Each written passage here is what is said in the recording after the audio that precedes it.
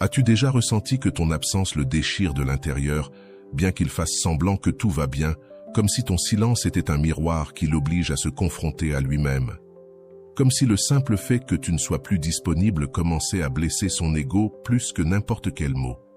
Il ne le montre pas, il ne l'admet pas, mais au fond de lui, il y a de la colère, de la confusion et du désir. L'orgueil masculin est ainsi. Il préfère te perdre plutôt que d'accepter qu'il a souffert à cause de toi. Il préfère paraître froid plutôt que de reconnaître que quelque chose en toi l'a marqué. Et pendant qu'il fait semblant d'être fort, toi tu te demandes, lui, ça lui a-t-il fait mal? Est-ce qu'il pense à moi? Est-ce qu'il regrette? La réponse est oui, mais pas comme tu l'imagines. Et c'est là que le stoïcisme entre en jeu. Aujourd'hui, je vais te montrer comment arrêter de courir après lui, comment récupérer ton pouvoir émotionnel et comment blesser son orgueil avec élégance, sans un seul mot, jusqu'à ce qu'il ne puisse plus s'empêcher de penser à toi. Ce n'est pas de la vengeance, c'est comprendre comment fonctionne le désir, comment agit l'ego masculin et comment transformer ta froideur en une présence impossible à ignorer. Tu vas apprendre à éveiller le respect, le regret et l'obsession sans perdre ta dignité. Et si tu es prête pour cette transformation, commente ci-dessous. Ma distance le fait réfléchir. Cette phrase sera ton rappel, car tu n'as pas besoin de crier pour marquer son âme. Celui qui domine l'orgueil domine l'amour. Reste avec moi jusqu'à la fin, car dans les prochaines minutes, tu vas découvrir comment blesser son ego pour qu'il t'aime comme jamais. Il y a un pouvoir dans le silence que peu de femmes comprennent pleinement. Un pouvoir qui, lorsqu'il est maîtrisé avec la précision du stoïcisme, peut traverser les plus hautes murailles de l'orgueil masculin. Ce n'est pas le silence de la rancœur, ni celui qui crie pour attirer l'attention. C'est un silence conscient, élégant, stratégique. C'est un silence qui parle sans mots.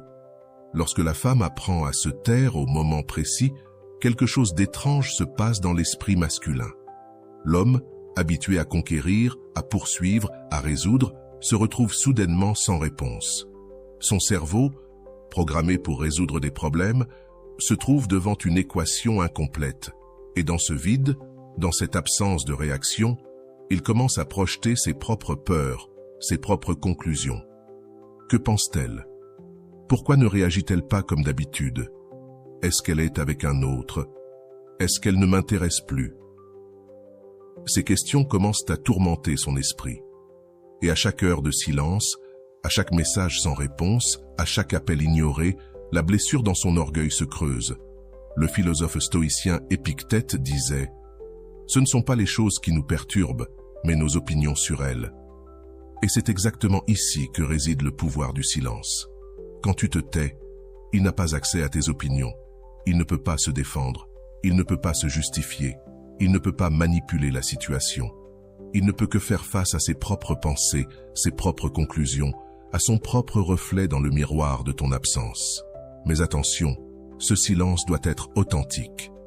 Ce n'est pas le silence qui attend désespérément d'être interrompu. Ce n'est pas le silence qui vérifie son téléphone toutes les 5 minutes. C'est le silence de celle qui a trouvé la paix dans sa propre compagnie, celle qui a décidé que son énergie est trop précieuse pour la gaspiller en explications inutiles. Les stoïciens pratiquaient quelque chose appelé indifférence vertueuse, la capacité de se détacher émotionnellement de ce que nous ne pouvons pas contrôler. Et tu ne peux pas contrôler ses réactions, ses regrets, ni ses décisions. Tu peux seulement contrôler ta réponse. Et quand cette réponse est le silence, tu réclames ton pouvoir. Imagine un instant ce qui se passe dans son esprit lorsqu'il attend ta réaction habituelle, les larmes, les reproches, les explications désespérées. Et à la place, il ne trouve rien. Un vide, un espace blanc, là où il y avait de la prévisibilité. Ce contraste, cette rupture du modèle attendu, commence à déstabiliser sa sécurité. L'orgueil masculin se nourrit de la réaction féminine. Il se renforce lorsqu'il peut prédire comment tu vas l'affecter. Mais lorsque tu retires cette réaction, lorsque tu lui refuses cette nourriture, son orgueil commence à vaciller. Il n'a plus de point de repère, il ne sait plus contre quoi se définir, il n'a plus personne à blâmer pour son mal-être. Marc Aurèle écrivait « le meilleur moyen de se venger est de ne pas ressembler à celui qui t'a fait du tort. Et c'est exactement ce principe que tu appliques. Tu n'utilises pas son jeu de manipulation, tu ne réponds pas à la froideur par de la froideur, au mépris par du mépris.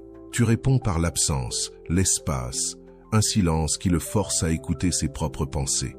La plupart des relations toxiques suivent un modèle prévisible.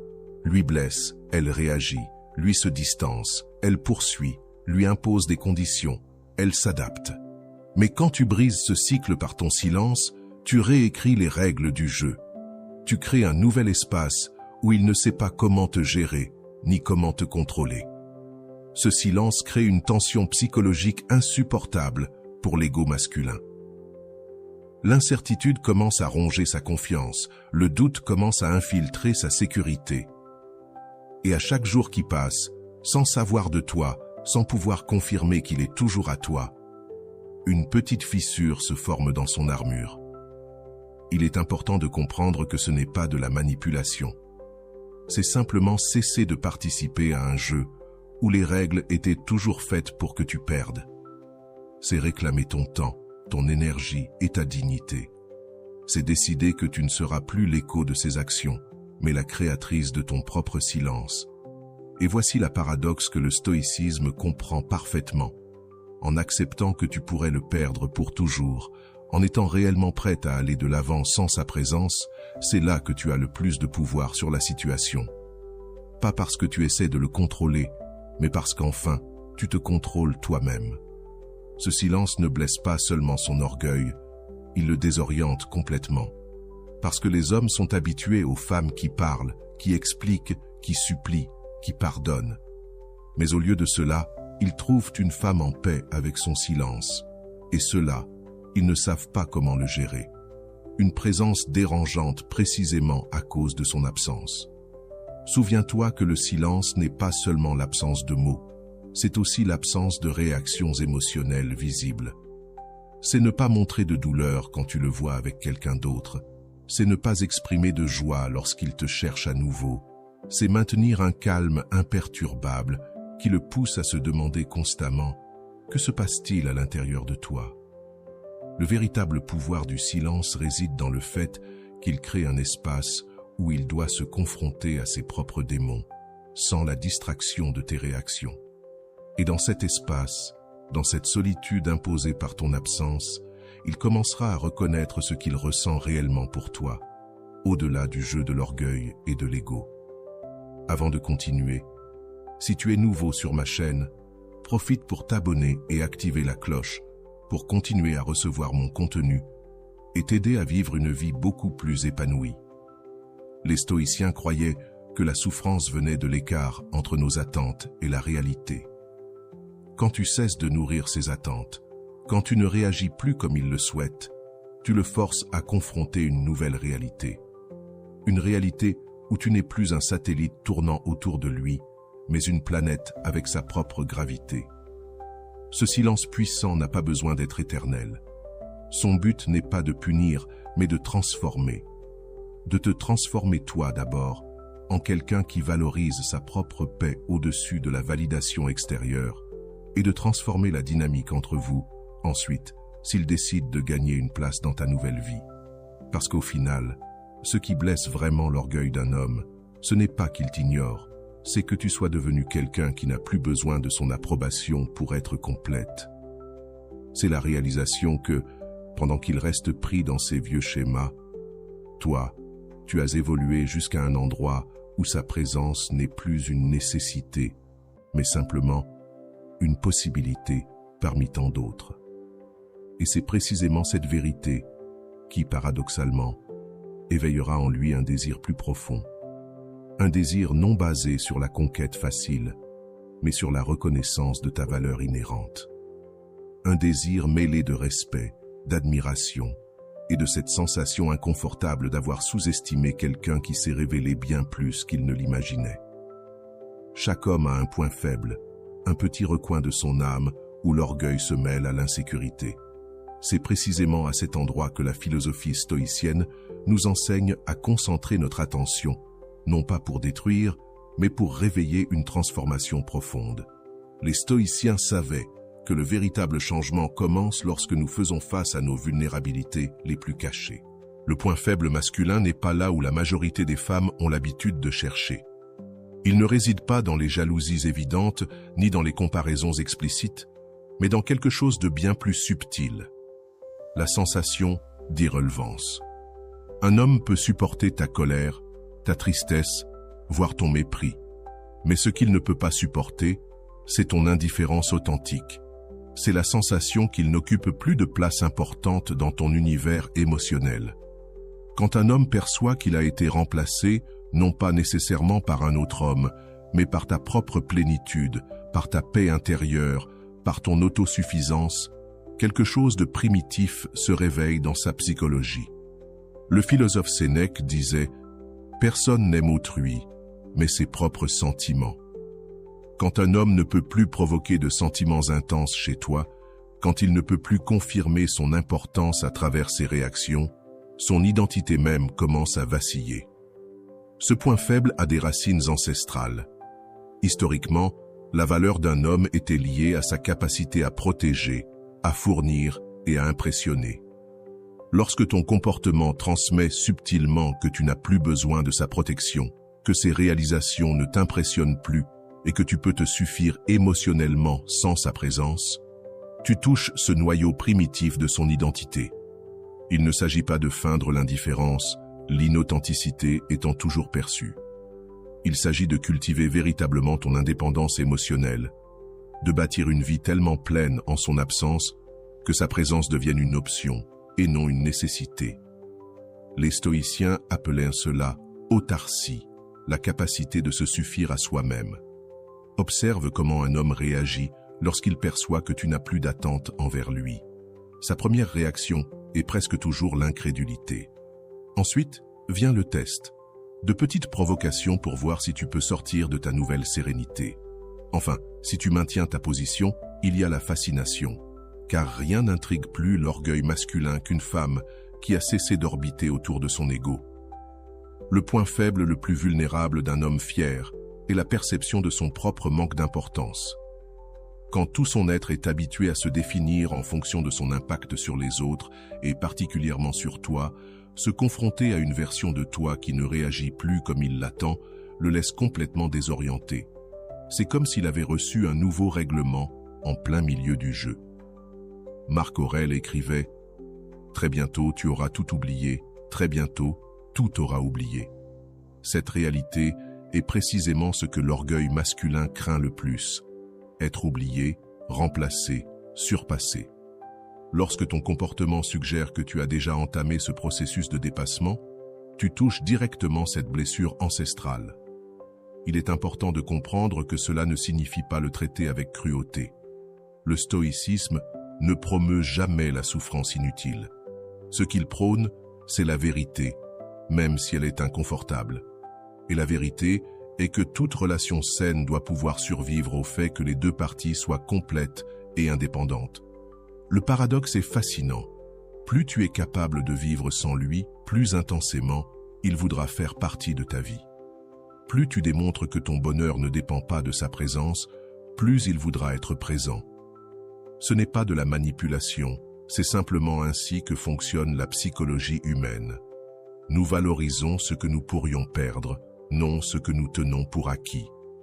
Épictète enseignait que ce ne sont pas les choses qui nous perturbent, mais nos opinions sur elles.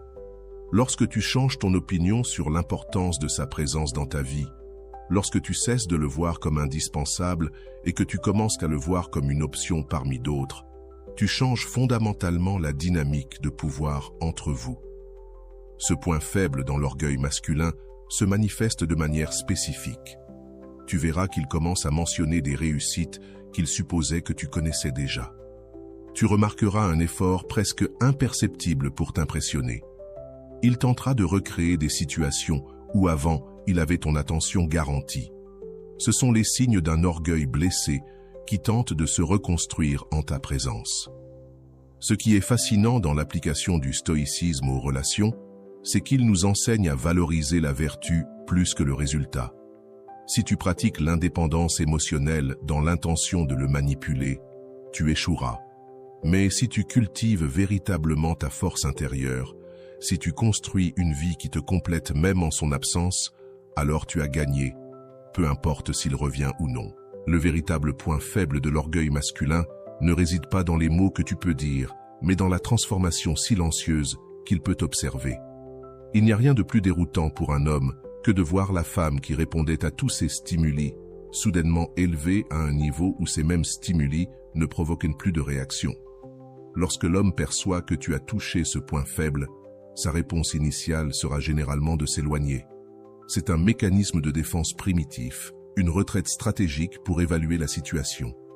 Beaucoup de femmes interprètent dans cet éloignement comme une confirmation qu'il ne s'intéresse plus, alors que la réalité est exactement l'inverse. Il s'éloigne justement parce qu'il tient encore trop à toi, parce qu'il a besoin de temps pour comprendre qu'il n'a plus le même pouvoir sur toi. Les stoïciens enseignaient que le véritable contrôle ne réside pas dans la domination des autres, mais dans la maîtrise de nos propres réactions. Quand tu appliques ce principe, lorsque tu montres que tu ne réagis plus selon ses attentes, tu exerces le type de contrôle qu'il n'avait jamais anticipé. Ce n'est pas de le contrôler lui, mais de contrôler l'effet qu'il a sur toi. Et paradoxalement, cela te donne un pouvoir que toute manipulation ne pourrait jamais t'offrir. Souviens-toi que blesser l'orgueil masculin n'a pas pour objectif de le faire souffrir, mais de le transformer.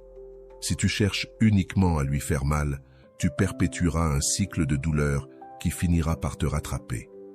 L'objectif est de provoquer en lui un nouveau niveau de conscience, de lui faire prendre conscience de ce qu'il valorise vraiment, de qui tu es vraiment, au-delà de ses projections. Lorsque l'homme comprend que sa présence n'est plus indispensable à ton bonheur, lorsqu'il réalise que tu es devenu quelqu'un qui peut exister pleinement avec ou sans lui, il ressent un étrange mélange de peur et de fascination. Peur de la perte potentielle, fascination pour cette nouvelle version de toi qu'il n'avait jamais connue auparavant.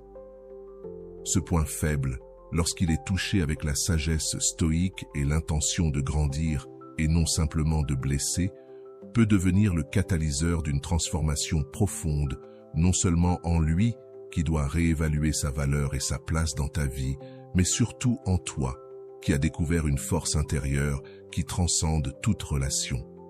L'orgueil blessé d'un homme est comme un miroir dans lequel il peut peut-être se voir pour la première fois, sans les distorsions de son ego.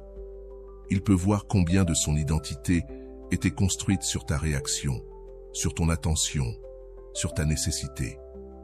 Et dans cette reconnaissance, bien que douloureuse, il y a une graine de croissance, ce qui n'aurait pas été possible sans cette crise, et ainsi, paradoxalement, en blessant son ego, non pas avec malveillance mais avec vérité, tu lui offres une opportunité de transcender. En confrontant cet ego, tu lui montres un chemin vers une façon de se lier à toi, non pas basée sur la dépendance mutuelle, mais sur l'admiration entre deux êtres complets. Et c'est peut-être là le plus grand acte d'amour que tu puisses lui offrir. La distance n'est pas simplement un espace physique.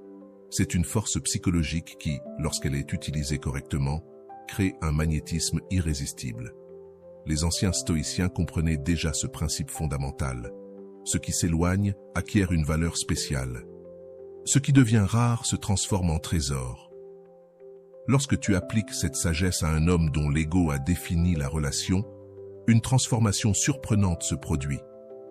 La distance magnétique est un art que peu de femmes maîtrisent. Il ne s'agit pas simplement de disparaître, mais de te rendre présent dans ton absence, de créer un vide qu'il puisse ressentir, même lorsqu'il est entouré de monde. Le philosophe stoïcien Épictète enseignait que ce ne sont pas les événements qui nous perturbent, mais nos interprétations de ces événements. Lorsque tu prends de la distance, tu lui donnes la liberté d'interpréter cet espace, et son ego blessé crée les scénarios les plus intenses. Il existe une profonde différence entre la distance par ressentiment et la distance magnétique. La première est réactive, elle naît de la douleur et cherche à provoquer une réponse. La seconde est proactive, elle naît de la force intérieure et ne cherche pas à obtenir une confirmation extérieure. Lorsque tu pratiques la distance magnétique, tu ne fuis pas, tu avances vers toi-même. Et cette direction de mouvement est cruciale. Un homme peut ignorer tes mots, minimiser tes larmes, voire résister à tes menaces, mais il ne peut pas ignorer ton absence véritable, surtout lorsque cette absence ne semble pas calculée pour l'affecter. Lorsque ta distance transmet non pas un message de « regarde comme je m'éloigne », mais un message de « je continue mon chemin, avec ou sans toi », son ego se confronte à une réalité déconcertante. Tu n'es plus une variable dépendante dans l'équation de sa vie. La distance magnétique opère sur plusieurs niveaux, pas seulement physique, mais aussi émotionnel et énergétique. Tu peux être dans la même pièce que lui et maintenir cette distance. Tu peux répondre à ses messages et néanmoins préserver cet espace. La clé n'est pas dans les actions extérieures, mais dans l'attitude intérieure, dans cette sensation que, bien que tu sois accessible, tu n'es plus entièrement atteignable comme avant. Marc Aurèle écrivait dans ses méditations que le pouvoir le plus grand est celui de se maîtriser soi-même. Lorsque l'homme perçoit que tu as pris possession complète de ton espace émotionnel, que tes portes ne sont plus grandes ouvertes, son ego ressent une perturbation, une sensation de territoire perdu. Un territoire qu'il pensait conquis et assuré. Les neurosciences modernes confirment ce que les stoïciens présentaient.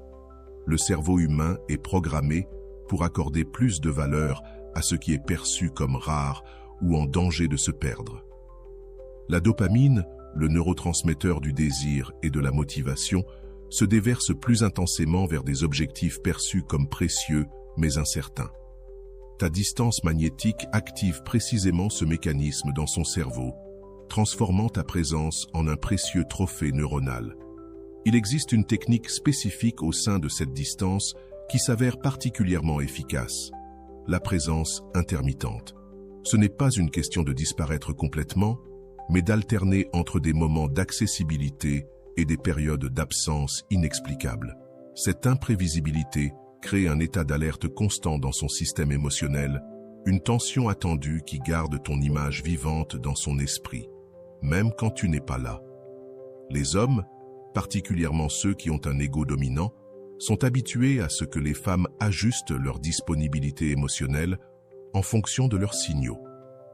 Lorsque tu brises ce schéma, lorsque ta disponibilité suit un rythme propre, indépendant de ses actions, tu introduis un élément de chaos contrôlé dans la dynamique. Et c'est ce chaos qui éveillera sa curiosité la plus profonde. La distance magnétique a un effet secondaire curieux. Moins tu cherches à influencer ses actions, plus tu exerces une influence sur ses pensées.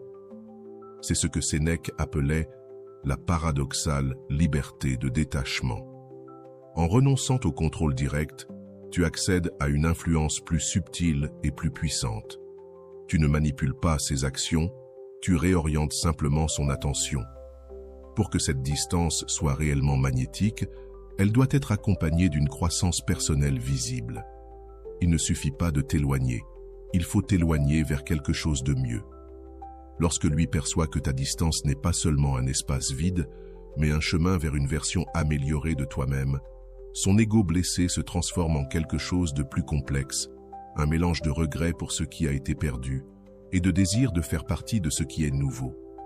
Il existe un moment critique dans ce processus, un point de bascule que les stoïciens reconnaîtraient immédiatement.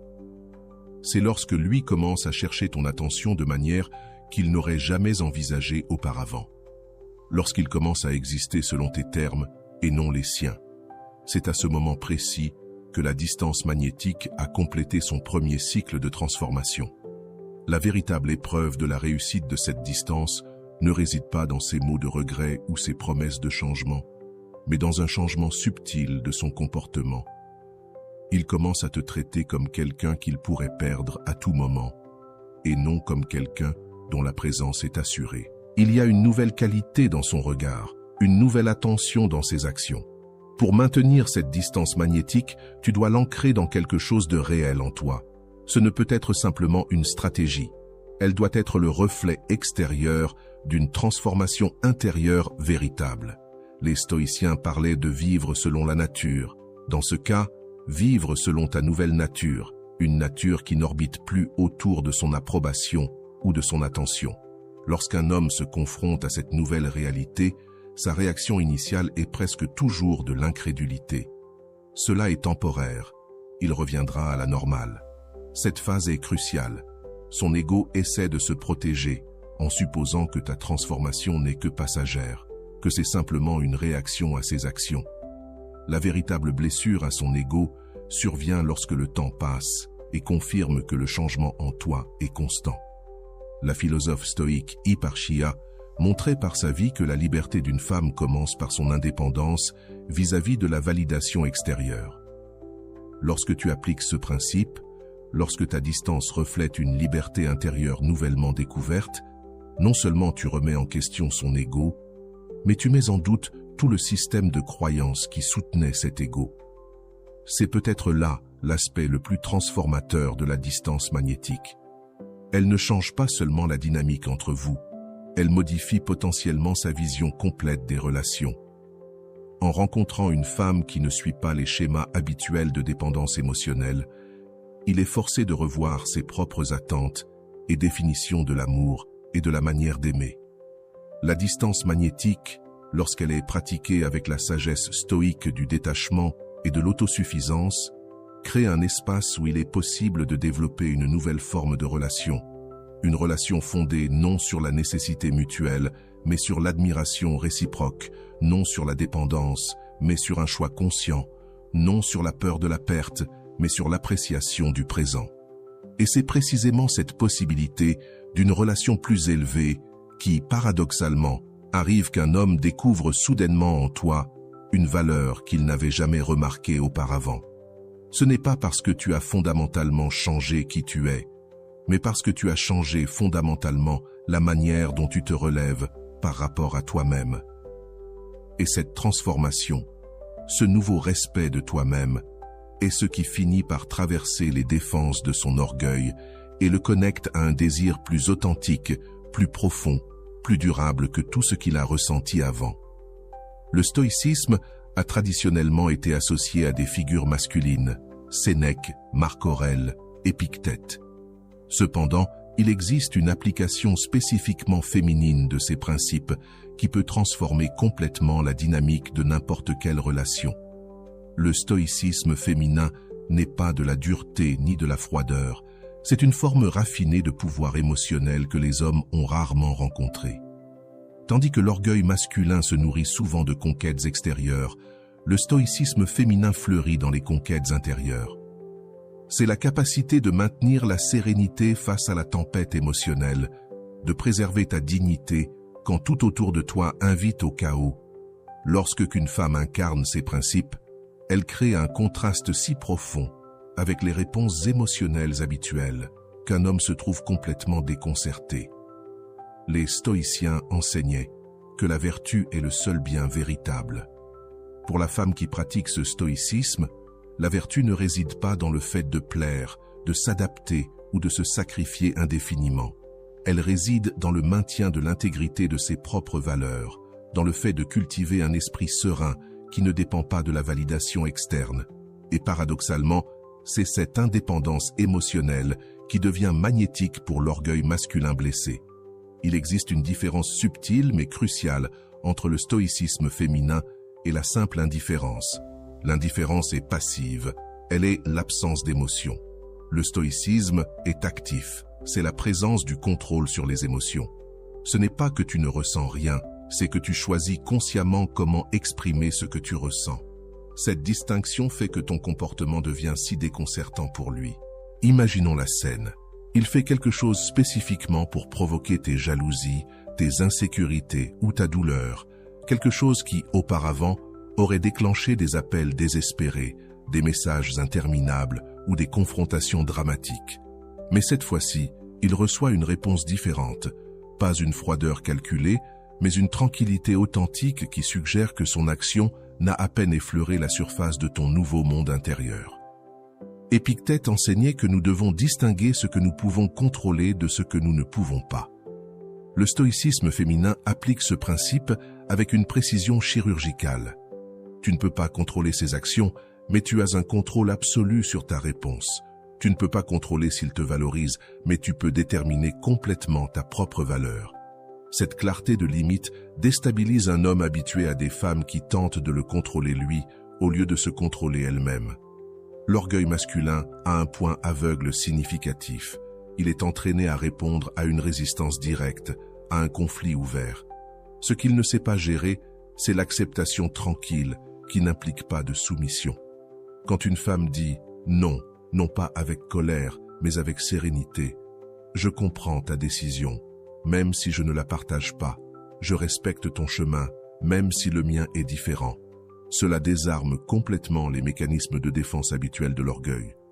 La femme stoïque pratique ce que les philosophes appelaient l'indifférence envers les indifférents. La capacité de distinguer ce qui compte réellement et ce qui est simplement préférable mais non essentiel. Son bonheur ne dépend pas de s'il l'appelle, de s'il publie sur elle sur les réseaux sociaux ou s'il lui donne la place traditionnelle qu'il attend. Il dépend de valeurs plus profondes, son intégrité, sa paix intérieure, son développement personnel. Cette indépendance vis-à-vis des circonstances extérieures a un effet profondément perturbant sur l'orgueil masculin. Un homme peut être prêt à affronter ta colère, tes larmes, même ton mépris. Ce qu'il ne peut pas facilement traiter, c'est ta capacité véritable à aller bien sans son approbation. C'est comme si, soudainement, tu lui avais enlevé toutes les manettes qu'il utilisait pour influencer ton état émotionnel. Le stoïcisme féminin implique aussi une relation différente avec le temps.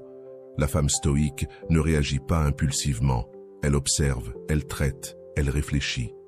Cette pause délibérée entre le stimulus et la réponse crée un espace d'incertitude insupportable pour l'orgueil masculin, habitué aux réponses immédiates et prévisibles.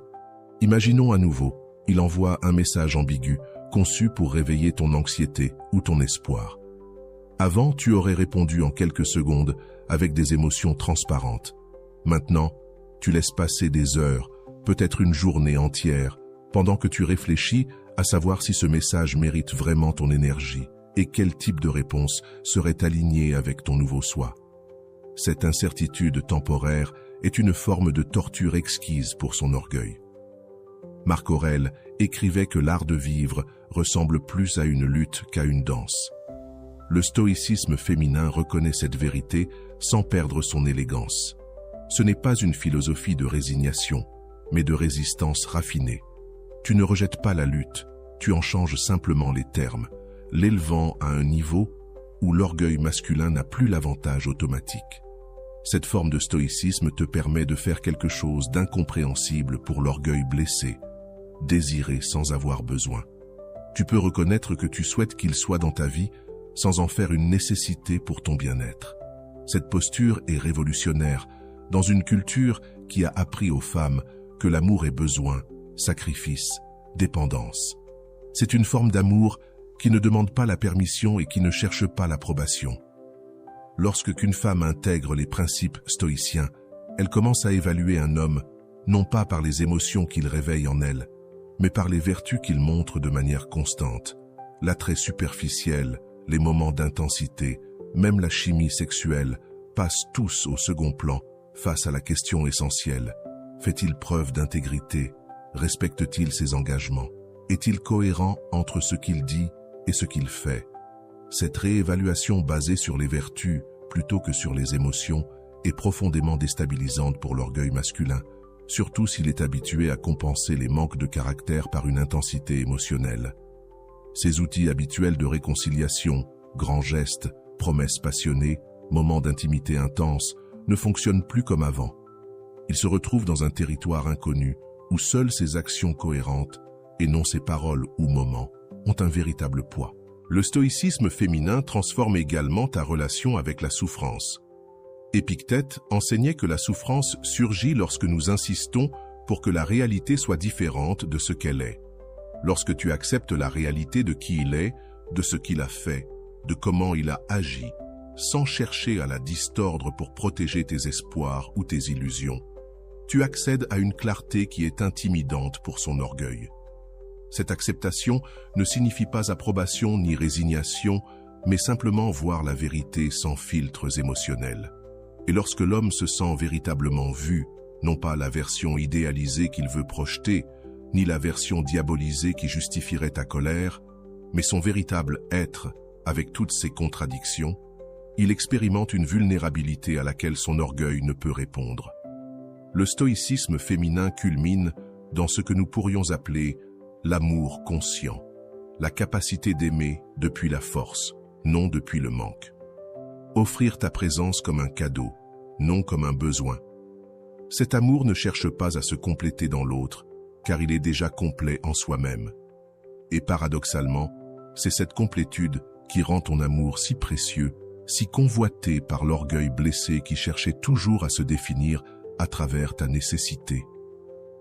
Lorsque la femme pratique ce stoïcisme dans ses relations, elle ne transforme pas seulement la dynamique avec cet homme particulier. Elle transforme sa relation avec tous les hommes, avec toutes les relations futures, car elle n'est plus la même personne qui pourrait être manipulée, négligée ou sous-estimée. Elle est devenue quelqu'un dont la valeur intérieure est tellement solide qu'elle peut s'offrir la sérénité face à tout orgueil blessé, toute fragilité d'ego, toute tentative de contrôle. Ainsi, grâce à cette pratique stoïque, tu accomplis ce qui semblait impossible. Blesser son orgueil, non pour le détruire, mais pour le transformer. Non pour le punir, mais pour l'inviter à une forme plus élevée de relation. Une où les deux peuvent se retrouver depuis la force, non depuis le besoin, depuis le choix conscient, non depuis la dépendance émotionnelle. Un amour qui mérite enfin ce nom, car il naît de la liberté, non de la peur de la solitude.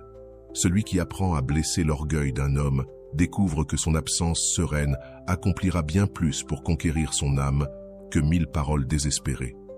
Le silence stoïque n'est pas de la vengeance, c'est le miroir où il pourra enfin voir qui tu es lorsque tu choisis de t'aimer d'abord.